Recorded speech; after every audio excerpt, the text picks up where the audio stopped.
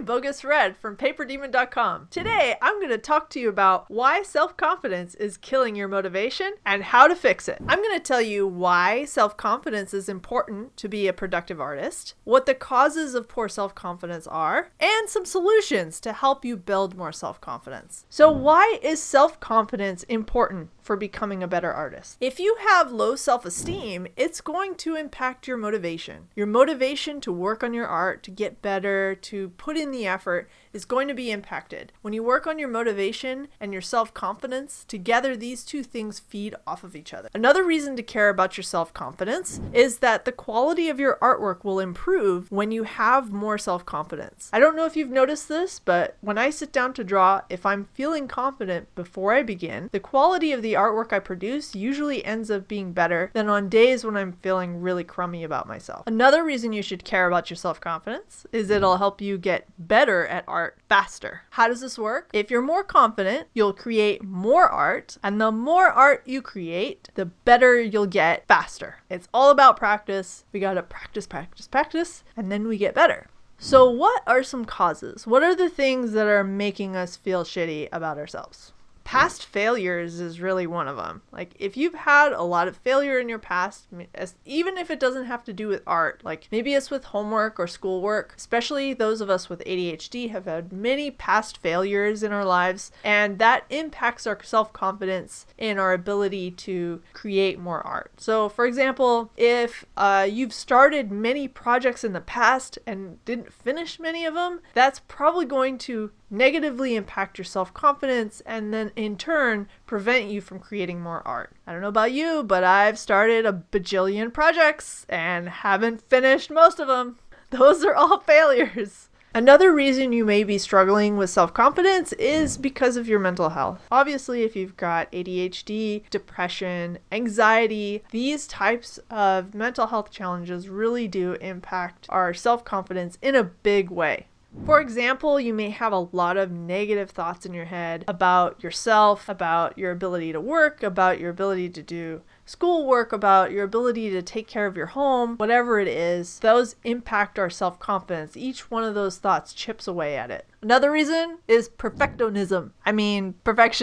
Now, some artists will tell you that perfectionism is a really good thing to have, that it will help you produce better quality art. And maybe that works for some people, but I think for most of us who are in this audience that struggle with mental health, perfectionism is actually a bad thing. Here's an example of how perfectionism has stopped me in the past from creating art. I, for a long time, really wanted to create a pasta bowl for my husband, like paint it with my artwork on it, because we eat a lot of pasta. Although not so much now because we're on a low carb diet, but we still indulge every once in a while. So I've been wanting to create this for him for years, and I never got around to doing it. And it wasn't because I didn't have the time. It was more that I figured it probably wasn't going to come out the way that I wanted, so why even bother creating it? And I finally realized, hey, that's perfectionism. If you think, oh, I'm not going to do this thing because it's not going to turn out perfect, that's not helping you. Perfectionism is not helping you in that case. It's just preventing you from creating. And I'm proud to say that I did finally last Christmas. I created this wonderful pasta bowl for my husband with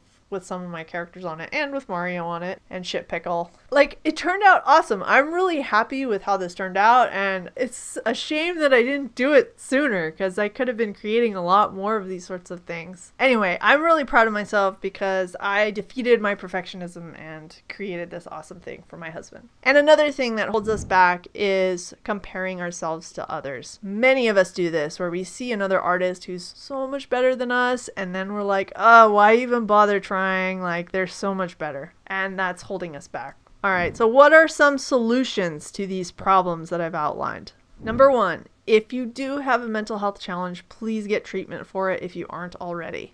Getting treatment for your mental health has a huge impact on your self-confidence. So just doing that alone is going to be a huge start for you. And I think it's hard for some of us to prioritize that because we think it's not that important, but it really is. It affects every aspect of our lives, and if we are working hard on treating it, we are more likely to be self-confident. Sometimes we just have to acknowledge that self-care will help us to help other people better.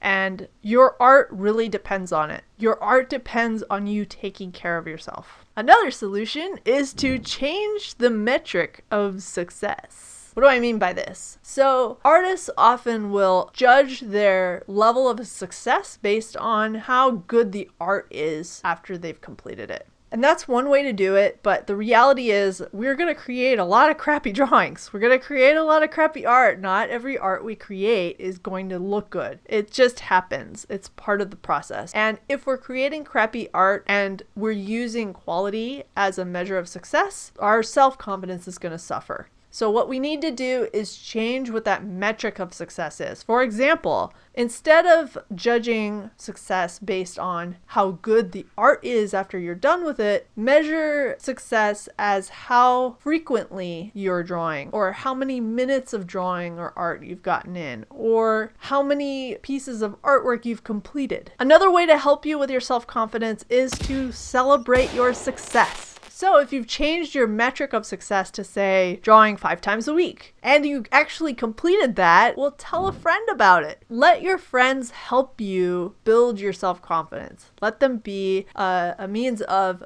encouraging you and helping you with your confidence. Another way to celebrate your success is to join a community. So actually with Paper Demon, we have a community here of other artists who are also trying to build more positive mindset. We have a Discord server, and we even have a specific channel dedicated to celebrating success where we each share, hey, I did this thing, or I did that other thing and I did it. You know, we give each other positive encouragement and say, way to go, good job. This may seem small, but it actually has a positive effect. It's worth doing. Also, we do have a monthly meetup where we all meet live in real time and chat about our art. Well, we just had a meetup this last weekend where we were all sharing our success and celebrating our success with participating in Inktober. So we all had different metrics of success. You know, Inktober is normally drawing every day for 31 days, which is really difficult to do. So many of us set different expectations or metrics of success. For me, it was 5 drawings for the month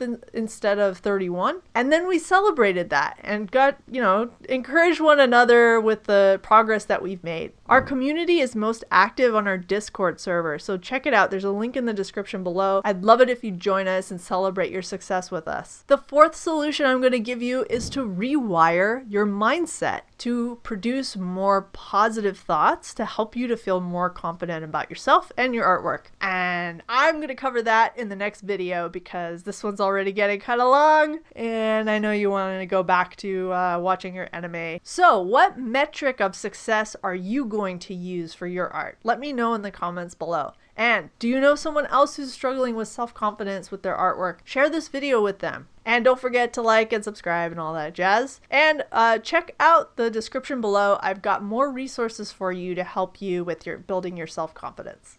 Thanks for watching. Bye!